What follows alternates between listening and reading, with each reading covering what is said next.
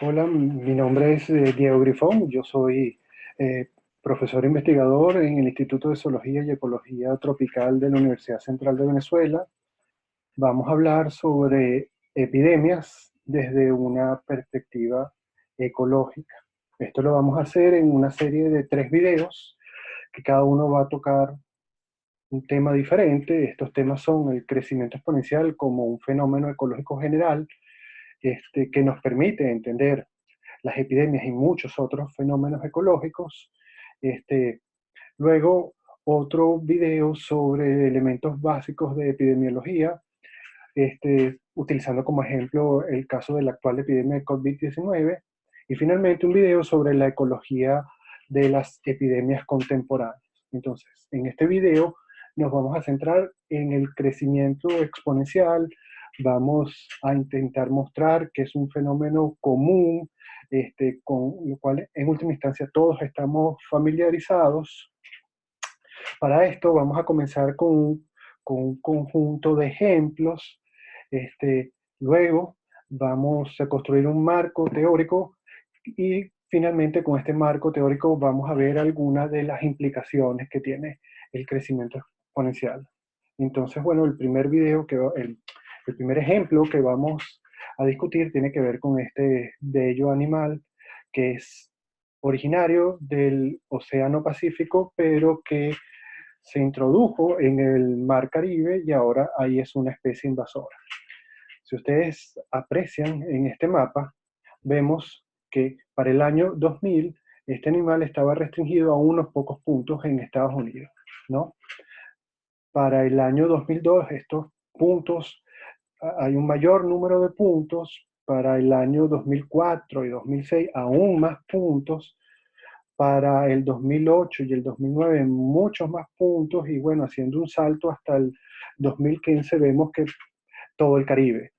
Es decir, la especie había ampliado su distribución a todo el Caribe, ¿no? Entonces este es el primer ejemplo que les quería presentar, y este es un ejemplo de una invasión ecológica.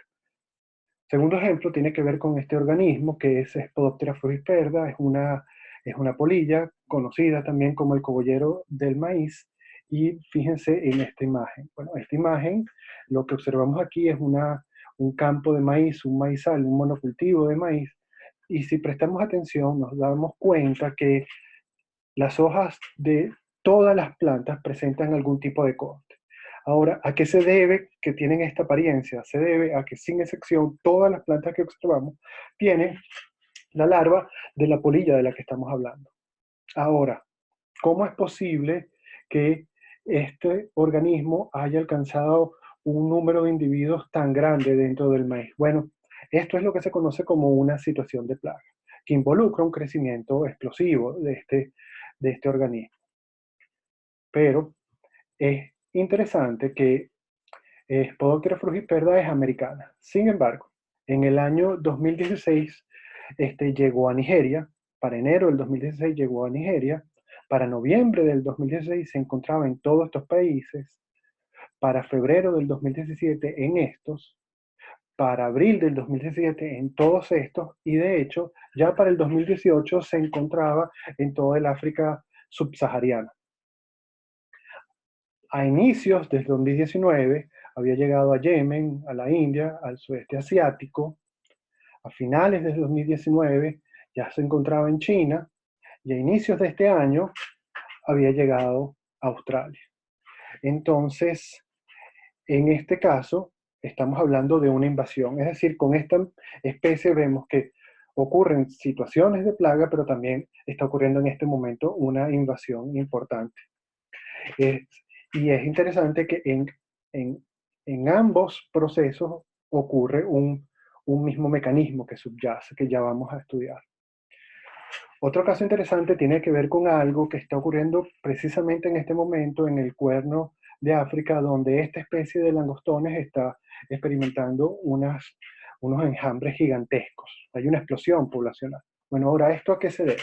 Esto que se debe a que en el 2018, seguramente producto del cambio climático, un ciclón llegó a Arabia Saudita. Esto creó unas condiciones de humedad que permitieron el crecimiento de esta especie. Luego, en ese año, posteriormente llegó otro ciclón que también permitió que siguiese creciendo la población. Al año siguiente, algunos individuos de esa población migraron a Etiopía, a donde llegó otro ciclón que también permitió unas condiciones de humedad que favorecían el crecimiento de la especie. Finalmente, este año tenemos enormes enjambres del tamaño de ciudades enteras, y esto tiene una potencialidad de afectar a toda la región. Entonces, en este caso se trata de una situación de plaga. Bueno, es interesante que tal vez comparemos estos ejemplos que hemos estado viendo con lo que ha sido el desarrollo de la epidemia del COVID y cómo ha ampliado su distribución en el planeta a partir de su origen en China, como podemos ver en esta secuencia de láminas. Y esto es una pandemia. Vemos que hay, sin lugar a dudas, parecidos en todos los casos que hemos estudiado, y eso nos puede llevar a pensar de que entonces comparten algunos mecanismos en común. Sin embargo, para estudiar lo que nos interesa aquí, que es el crecimiento exponencial, no hace falta recurrir a ejemplos tan estrambóticos como estos. Basta con que nos descuidemos en nuestras casas con algún grano y que a ese recipiente en donde tenemos almacenados los granos entre, por ejemplo, algún coquito de estos, para que finalmente vemos cómo también ocurre una explosión poblacional. Entonces, lo que es fundamental aquí es que nosotros nos preguntemos qué tienen en común todos estos procesos. Bueno, con el pez león, ¿qué ocurrió? Bueno, esta es una especie que originalmente era del Pacífico y fue introducida al Mar Caribe.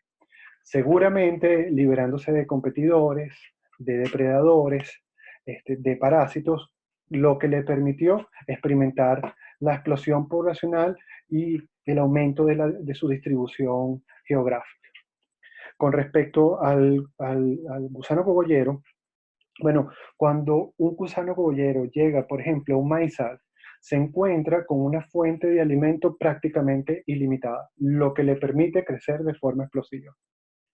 De igual manera, cuando llegó a un continente diferente, se liberó seguramente de competidores, de depredadores, de parásitos, y también experimentó un crecimiento exponencial. Lo mismo ocurrió con cuando un coquito logra entrar a un recipiente donde hay unos granos. Se consigue una fuente de alimento ilimitada y esto le permite un crecimiento exponencial. Es decir, que en todos los casos lo que observamos es que desapareció una limitación. De esta manera, una primera cosa que uno podría pensar es que detrás de la epidemia que estamos viendo en este momento y detrás de todas las epidemias también debe haber alguna limitación que desaparece. Pero eso es algo que vamos a desarrollar a lo largo de todos estos videos. Por ahora, lo que vamos a intentar hacer a continuación es intentar construir un marco de referencia que nos permita interpretar qué es lo que está ocurriendo. Para eso vamos a contestar una pregunta que es simple. Y esta pregunta es: ¿de qué depende el número de individuos de una población? En específico nos interesa de qué depende el número de individuos en un futuro próximo. Bueno, eso sin lugar a dudas depende del tamaño de la población ahora, pero también del número de nacimientos que ocurran, pero también del número de individuos que lleguen a la población, es decir, de los inmigrantes, pero hay que contar también las muertes y también el número de individuos que se van de la población, es decir, que migran.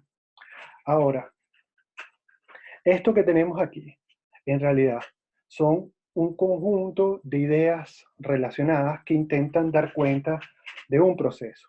Y eso es lo que se conoce como un modelo. Seguramente se han dado cuenta que para entender lo que está ocurriendo con la epidemia del COVID, constantemente se recurre a modelos para intentar comprender y sobre todo para hacer predicciones. Entonces yo creo que vale la pena aquí mostrarles cómo se construye un modelo y cómo esto nos puede ayudar a comprender fenómenos. Bueno, un modelo gana mucho en precisión, un modelo como este, que es un modelo conceptual, gana mucho en precisión si se traduce en ecuaciones. Para este caso, esto se podría hacer de la siguiente manera. Entonces, ¿qué es lo que tenemos aquí en esta expresión? Bueno, aquí lo que tenemos es la densidad, y la densidad no es más que el número de individuos que tiene una población en un lugar particular. Entonces, ¿qué es lo que tenemos aquí? La densidad para el futuro, ¿de qué depende? Depende de la densidad actual, más los nacimientos, menos las muertes, menos los inmigrantes, más los inmigrantes, perdón, menos los inmigrantes. Es decir, nosotros aquí en esta expresión tenemos hechas explícitas todas las ideas que aparecen en este modelo conceptual. Entonces nos podemos quedar con esta expresión matemática. De hecho, la podemos simplificar un poco. Por los momentos, vamos a suponer que no hay migraciones, a pesar que más adelante vamos a tomar en cuenta este proceso. Y nos quedamos con esta ecuación. El siguiente paso que uno da típicamente es sustituir todas estas palabras por algunas letras. Por ejemplo, estas. Entonces, la N, ¿qué representa? La N representa el número de individuos que tiene la población, es decir, la densidad. Y esta T, ¿qué quiere decir? Bueno, quiere decir el momento actual. Entonces, esta N, que es la densidad, pero en el futuro próximo. Esta B son los nacimientos y esta D son las muertes. Entonces, vamos a quedarnos con esta expresión y preguntémonos, ¿de qué depende el número de nacimientos que ocurre en una población? Bueno, depende de la cantidad de individuos que tiene la población, pero también depende de la contribución que hace cada individuo en promedio en términos de la descendencia que aporta. ¿Y de qué depende el número de muertes que ocurren en una población? Bueno, depende de la cantidad de individuos que tiene la población y de la probabilidad que tiene cada uno de estos individuos de morir. Esto nosotros lo podríamos representar así, donde estos son la contribución por cabeza en términos de nacimientos y esta es la probabilidad de morir de cada individuo. Ahora, nosotros vamos a suponer que estas dos son parámetros del modelo, es decir, que son constantes. Bueno, eso tiene sentido, por ejemplo, para el corto plazo y para nosotros tiene sentido hacer esta suposición al inicio del proceso, es decir, cuando está comenzando una invasión, es decir, cuando está comenzando el proceso, lo que involucra que hay pocos individuos y estos se van, y este número de individuos va a crecer. Bueno, si nos quedamos con esta expresión, y ya a partir de aquí simple vamos a hacer una manipulación algebraica de la expresión, es darnos cuenta que en este término tenemos n y en este término también tenemos n, por lo que podemos sacar esta n como factor común. Ahora aquí nos queda una resta de dos parámetros, es decir, una resta de dos constantes, lo que es otra constante. Por lo que podemos sustituir estas dos letras por una, que vamos, r, que tiene esto, es simplemente esta diferencia. Ahora, esta ecuación que está aquí, ¿verdad? Podemos seguir con este proceso y darnos cuenta que aquí tenemos n y aquí tenemos n también. Por lo cual podemos sacar esta n factor común y nos queda de nuevo una operación entre constantes, ¿verdad? Y entonces podemos sustituir esto por lambda. Ahora, este lambda tiene este valor y finalmente lo que es importante apreciar es que hemos llegado a una expresión simple que podemos evaluar sin mayor complicación. Bueno, esa expresión es la ecuación del crecimiento geométrico, que es el crecimiento que se observa en las poblaciones en condiciones ideales. Y por condiciones ideales nos estamos refiriendo a cuando no tiene limitaciones, como en todos los ejemplos que vimos al inicio. Una cosa importante es que este modelo tiene un solo parámetro, que es este lambda, y este lambda es la tasa de crecimiento discreta por cada individuo de la población per cápita. Fíjense, si nosotros suponemos que tenemos una población que al inicio, y eso es lo que quiere decir este cero que está aquí, tiene 4 individuos, y que el parámetro tiene este valor, bueno, si a nosotros nos interesa saber cuántos individuos va a tener esa población, digamos, la generación siguiente, ¿verdad? Que vamos a llamar N1, lo único que tenemos que hacer es esta operación, ¿verdad? Y si sustituimos por sus valores, nos damos cuenta que el número de individuos en la siguiente generación es 10. Ahora, si quisiéramos saberlo, ¿cuál es el número de individuos para la siguiente generación, que ya vamos a llamar N2? Bueno, lo que tendríamos que hacer es multiplicar N1 por lambda. Ahora, N1 lo acabamos de calcular, es 10. Entonces, Ponemos su valor aquí y lo multiplicamos por el parámetro y obtenemos el valor del número de individuos para esa generación. Lo podríamos hacer para la generación 3, lo podríamos hacer para la generación 4, y es importante apreciar que, por ejemplo, para la generación 4 obtenemos el mismo valor si hacemos esta operación. Es decir, generalizando para una generación T, ¿verdad? Si nosotros conocemos el número de individuos al inicio y el valor del parámetro, podemos obtener el valor de la generación, el valor del número de individuos para esa generación T. Esto hecho por este procedimiento que se conoce como inducción matemática. Ahora, si nosotros graficamos esto en el tiempo, obtenemos una figura de esta manera, ¿no? Ahora, lo importante aquí es que todo modelo en ciencia y en ecología en particular tiene valor en la medida en que nos ayuda a comprender fenómenos que ocurren en el mundo real. Es decir, este modelo tiene valor en la medida en que hay poblaciones en el mundo real que crecen de esta manera. Entonces veamos algunos ejemplos. Este ejemplo tiene que ver con la grulla blanca. Una población de esta especie en algún momento estuvo reducida a solo 21 individuos. Esto se debía fundamentalmente a que no tenían un hábitat en donde pasar el invierno. Bueno, se pasó una ley donde se creó una reserva, y a partir de ese momento, es decir, donde se estableció un lugar en donde podían pasar el invierno, ven ustedes cómo creció la población. Es decir, cada punto de estos azules que ven representa un censo de la población de la grulla. Bueno, veamos cómo es el funcionamiento que predice el modelo que acabamos de construir. Bueno, esta curva roja es la predicción del modelo. Para conseguir esa curva roja, lo único que se necesita, ¿verdad?, es utilizar el modelo, y para esto necesitamos un valor de un censo y el valor del parámetro. Para conseguir el valor del parámetro, basta con tener algunos censos consecutivos. Bueno, lo que realmente les quiero señalar aquí es que aprecien el ajuste que tiene el modelo. El ajuste está dado por qué tan cerca de esta curva caen las observaciones reales.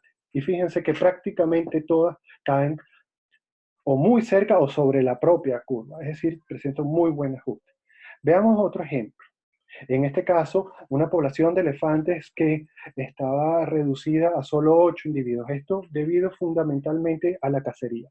Bueno, en este caso se creó un parque nacional donde estaba prohibida la cacería, y una vez que esto ocurrió, la población experimentó este crecimiento que nosotros vemos aquí. Veamos en este caso la predicción del modelo, y otra vez vemos que tiene un muy buen ajuste.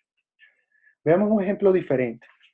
En este caso tiene que ver con la invasión de esta especie de pino al Reino Unido. Bueno, y veamos cuál es el ajuste que pide en el modelo. Otra vez un muy buen ajuste. Vemos que los tres ejemplos tienen en común en que todos presentan un muy buen ajuste a la predicción del modelo de crecimiento geométrico. Entonces, lo que tenemos que preguntarnos es qué tienen en común estos tres ejemplos. Bueno, los dos primeros tienen cosas en común que de alguna manera son evidentes. En los dos había una restricción, algo que limitaba el crecimiento de la población, ya sea el hábitat invernal o ya sea la cacería. Una vez que esto desapareció, las poblaciones experimentaron un crecimiento geométrico.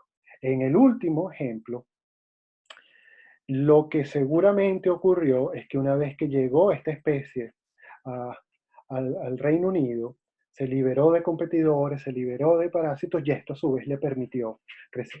Entonces, en todos los casos, ¿verdad?, lo que vemos es que detrás de todo crecimiento geométrico se encuentra la desaparición de una limitación, la desaparición de una barrera.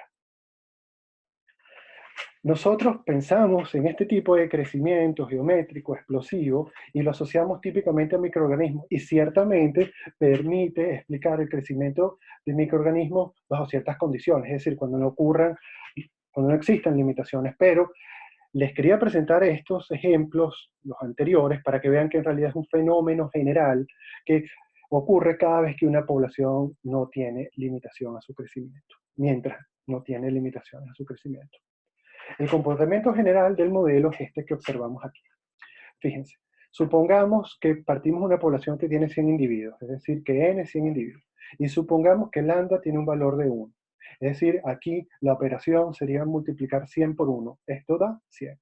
Es decir, mientras lambda valga 1, el tamaño de la población va a mantener constante.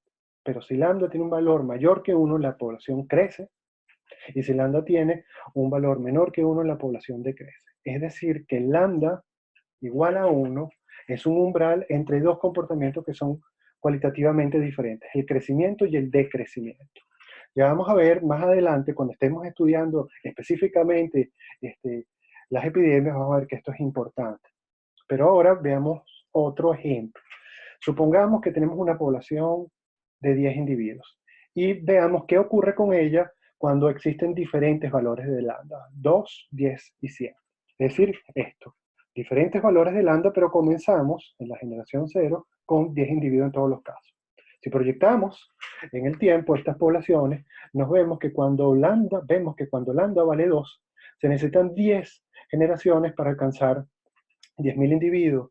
Sin embargo, cuando lambda vale 10, con solo 3 generaciones alcanzamos los 10.000 individuos. Pero si lambda vale 100, en 3 generaciones se alcanzan 10 millones de individuos. Es decir, el valor de la tasa discreta de crecimiento es importante porque nos da una idea de qué tan explosivo es el crecimiento de esta población.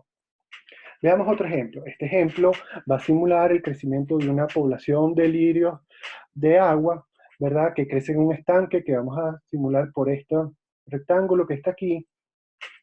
Vamos a suponer que un lirio individual, debido a la escala, es tan pequeño que uno no lo apreciamos en este estanque. Vamos a suponer que la tasa de crecimiento de estos lirios es 2 al día, es decir, se duplica la población cada día. Y vamos a suponer que hacemos este experimento durante 10 días.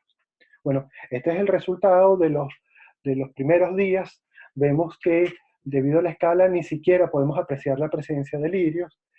Luego vemos los resultados de los experimentos en el día 6, en el día 10 y en el día 15. Y si ustedes se esfuerzan, puede ser que vean aquí en esta esquina del día 15 algunos lirios. Ahora, el día 19 prácticamente no observamos nada, el día 23 muy poco, el día 25, es decir, faltando solamente 5 días para el final del experimento, se ven apenas unos pocos individuos. El día 28, los lirios cubren un cuarto del tanque, el día 29 la mitad, y el día 30 la totalidad del tanque. Aquí lo que es importante es que apreciemos que estando en el día 25, es decir, faltando apenas 5 días para que se acabe el experimento, nosotros podemos pensar, wow, no hay ningún problema aquí, son muy pocos los lirios, no tengo nada de qué preocupar. Y 5 días después explotó este problema. Y esto es la dificultad, el problema central que tenemos los seres humanos con el crecimiento geométrico. Podemos pensar, por lo que observamos en un momento, que no hay ningún problema y luego, para cuando nos percatamos, ya es muy tarde. Miren, hasta ahora hemos concebido que el tiempo avanza a saltos. Por ejemplo, si estamos pensando en un año, este paso involucra exactamente eso, un año. Pero esto, por ejemplo, podríamos hacerlo más pequeño, a un mes, a un día, a una hora, a un minuto, a un segundo. Es decir, nosotros podemos hacer este paso del tiempo cada vez más pequeño, más pequeño, más pequeño, hasta que tiende a ser cero este paso del tiempo. Si hacemos eso, pasamos de una ecuación en diferencias como esta a una ecuación diferencial como esta que está aquí, donde esto lo que nos dice es cómo cambia la cantidad de individuos que tiene la población en el tiempo. Si nosotros arreglamos esta ecuación de esta manera y la integramos, obtenemos esto. Obtenemos unos logaritmos. Si nosotros queremos deshacernos de estos logaritmos, tenemos que utilizar la operación recíproca, es decir, el antilogaritmo, obtenemos esto que podemos ordenarlo de esta manera. Ahora, yo les presento esto porque lo voy a utilizar más adelante y lo que realmente me interesa es que aprecien que cuando la variable que nos interesa aparece aquí en un denominador, luego vamos a obtener, a partir de esto, obtenemos algo como esto, lo que involucra este exponente que está aquí. Y de aquí viene el nombre de este crecimiento, el crecimiento exponencial. El crecimiento exponencial es cualitativamente igual al crecimiento geométrico. De hecho, muchas personas utilizan las palabras, estas palabras como sinónimo. Lo que nos interesa aquí es que este crecimiento geométrico subyace en una epidemia. Y eso, ¿verdad?